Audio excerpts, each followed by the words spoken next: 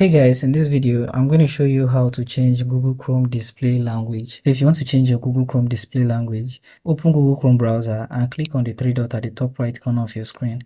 Scroll down till you find settings, click on settings and open the settings. And under settings, you want to come to this section where it says languages.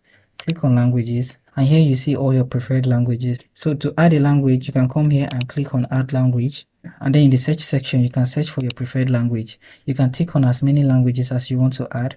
Once done, click on add and language will be added. Now to change your total display to that language, click on the three dots beside the language and you see display Google Chrome in this language. Click on this and then click on relaunch. Now your Google Chrome browser will reload as that language.